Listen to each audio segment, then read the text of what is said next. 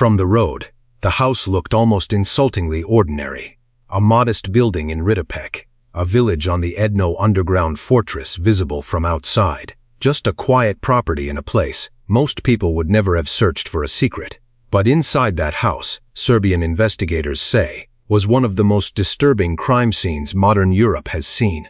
A hidden room, plastic coverings, weapons, explosives, and an industrial meat grinder on which forensic experts reportedly found multiple traces of human DNA. The men accused of using that house were not strangers hiding in the wilderness. They had emerged from one of the most public spaces in Serbia, the football stands. Their story begins with noise. Flags, smoke, and power. At Partizan Belgrade matches, hardcore supporter groups were more than fans. The stands could be territories. Whoever controlled them controlled intimidation, street influence, and access to young men willing to use violence.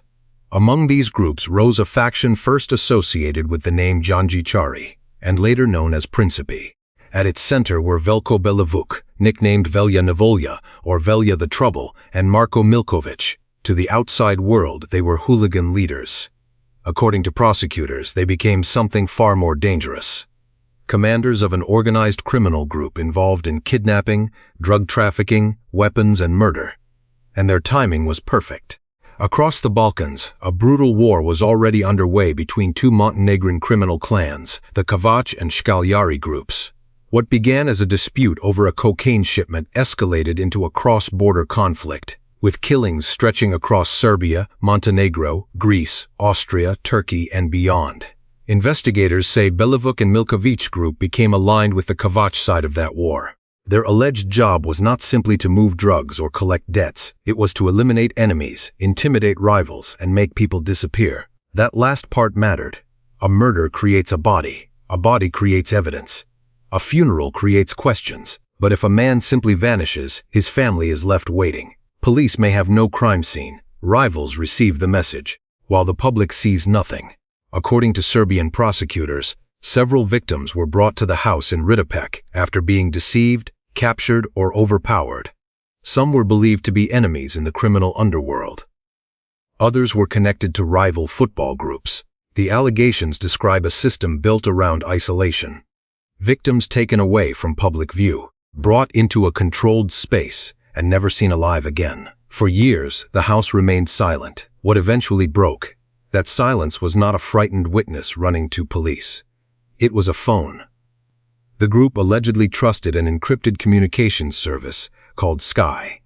These were specially configured devices designed for privacy with encrypted messages and features that promised users protection from surveillance. Across Europe, criminals embraced them. Drug shipments, weapons deals, escape routes, threats, photographs, even murder logistics were allegedly discussed through encrypted accounts. The technology gave its users a dangerous illusion that whatever happened in the shadows would remain there. One figure became especially important, Srđan Lalić. According to reporting by Krik and Okrep, Lalić was not only a member of the Principi group, he also sold Sky phones. By his own testimony to French judges, he earned enormous sums distributing encrypted devices, while members of his circle allegedly used those same devices to communicate about violent crimes. The business was almost perfect. Sell secrecy to criminals. Use secrecy to commit crimes.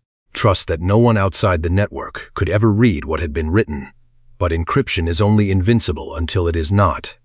In 2021, French, Belgian, and Dutch investigators penetrated the Sky E network in a major international operation. Suddenly, messages thought to be invisible were available to law enforcement agencies. Across Europe, criminal organizations began to unravel, and in Serbia, the secret world around Belivuk's group began to emerge. Investigators were no longer looking only at rumors, disappearances, or whispers from the streets. They reportedly had messages, locations, photographs, contacts, and a digital record of people who believed they were speaking in total darkness.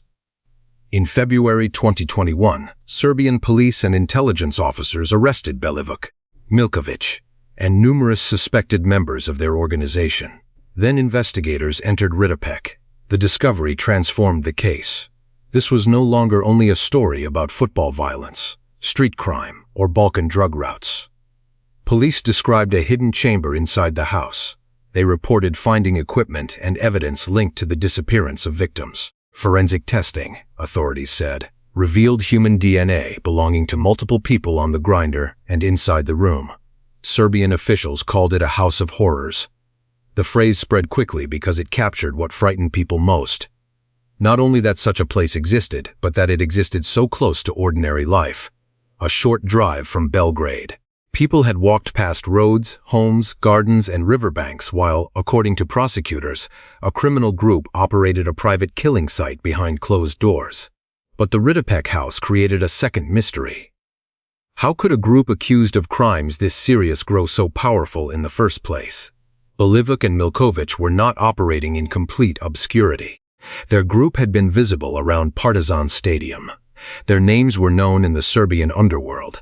Their influence was not hidden from journalists or from people who followed organized crime. After their arrests, an even more explosive layer entered the story.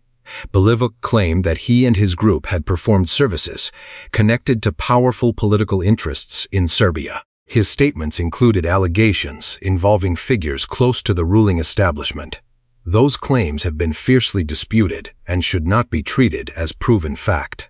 Serbian authorities presented the arrests as evidence that the state was destroying organized crime, not protecting it.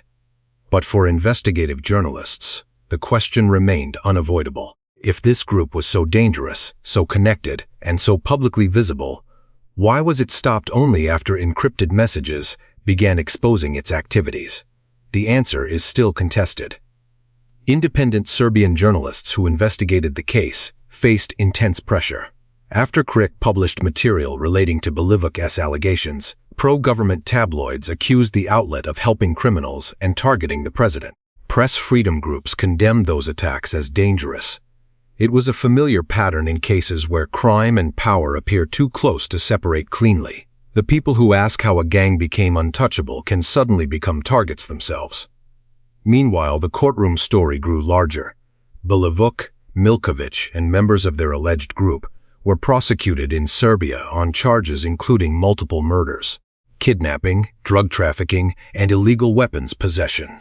Cooperating witnesses began describing the structure of the organization and what allegedly occurred inside Ritopek. Further proceedings connected them to cases outside Serbia, including alleged crimes in Montenegro. As of May 2026, Belivuk and Miljković remained in custody in Serbia and were still defendants in ongoing proceedings connected to organized crime and killings. In Montenegro, they were also charged in a separate case involving the alleged murder of 2 men and the kidnapping of another in 2020. The full legal reckoning is not finished, and perhaps that is what makes the story more disturbing than the house itself.